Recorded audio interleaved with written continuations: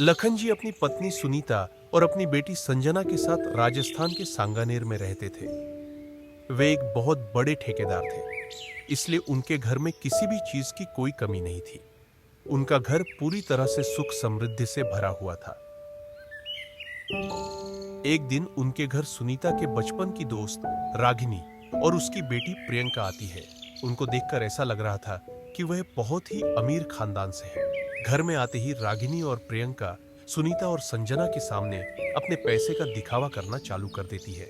रागिनी, तुम बैठो, मैं तुम्हारे लिए पानी लाती हूँ। सुनीता, मैं नॉर्मल पानी नहीं पीती, मिनरल वाटर पीती हूँ। कितने दिनों बाद मिल रहे हैं।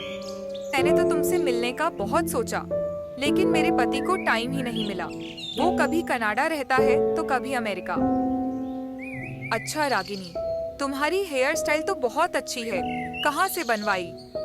लंदन से। संजना में मेरी हेयर स्टाइल लंदन से ही बनवाती हूँ। लंदन से। इसमें इतनी चौंकने वाली कौन सी बात है? मैं तो मेरे कपड़े भी रसिया से धुलवती हूँ। तुम्हारा एक भाई भी है गोपाल, वो क्या करता है? वो सीए है। गोपाल के डैडी ने तो कहा था कि हमारा इतना बड़ा बिजनेस है, इसको ही संभालो।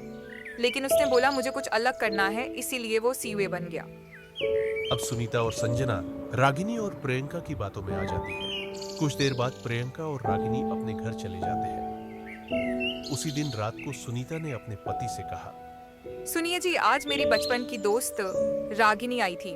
आपको पता है उसने जो साड़ी पहनी थी ना, वो 10 लाख रुपए की थी। और वह बता रही थी कि उसके पति का अमेरिका में बहुत बड़ा बिजनेस है। उसका एक बेटा है, वो सीए है और अभी कुंवारा भी है। तो हम अपनी संजना की शादी उससे करवा देते हैं।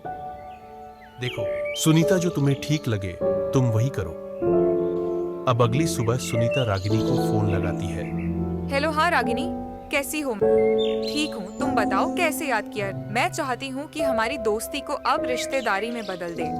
मैं मेरी बेटी संजना की शादी तुम्हारे बेटे गोपाल से करना चाहती हूँ। ये तो बहुत अच्छी बात है सुनीता, मुझे इसमें कोई एतराज नहीं। फोन काटते ही रागिनी अपनी बेटी से कहती है, प्रियंका, हमारा प्लान कामयाब रहा। वो लोग हमारे जाल में फंस गए। देखा माँ, मैंने कहा था ना, 2000 के किरिया के गहने पहनकर 2 करोड़ की मछली फंसा ली हमने। हाँ बेटा, अब गोपाल की शादी संजना से होगी, तब हमें बहुत सारा दहेज मिलेगा। दरअसल प्रियंका और रागिनी दोनों धोखेबाज थी। वो ना तो कोई अमीर खानदान से थी और ना ही उनका बेटा गोपाल कोई सीए था। वो तो गांव में आवारागर्दी करता रहता था। अब कुछ दिन बाद संजना और गोपाल की शादी हो जाती है। वो अपने ससुराल आई तो वो देखती है कि उसका ससुराल तो एक पुराना मकान था।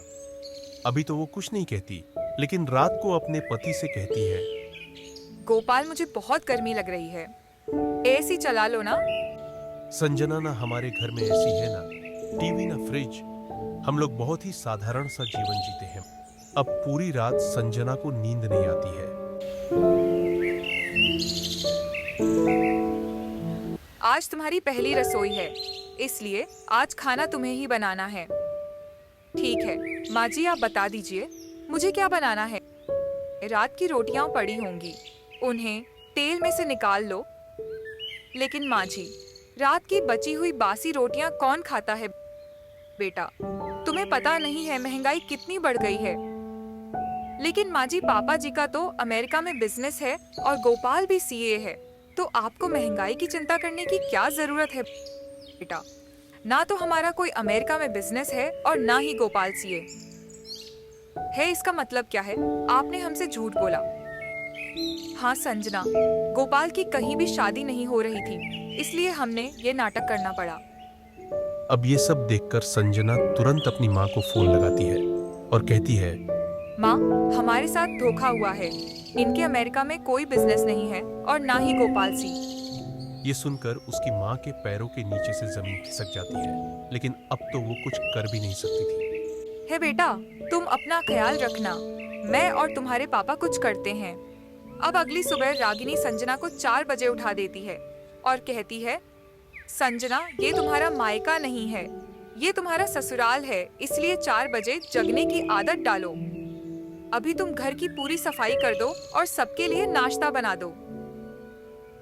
ठीक है। अब संजना नहा धोकर पहले घर की साफ सफाई करती है, उसके बाद सबका नाश्ता बनती है और खुद नाश्ता करने लग जाती है। तभी रागिनी आती है और कहती है, अरे क्या कर रही हो तुम? तुम्हें इतना भी नहीं पता क्या घर में सबको नाश्ता करा के आखिर में बहू खाना खाती है? माँ जी, मुझे भूख लग रही थी इसलिए मैंने खा लिया। तुम्हारी माँ ने तुम्हें कोई संस्कार नहीं दिया है, आज तो खा लिया है, आगे से ध्यान रखना।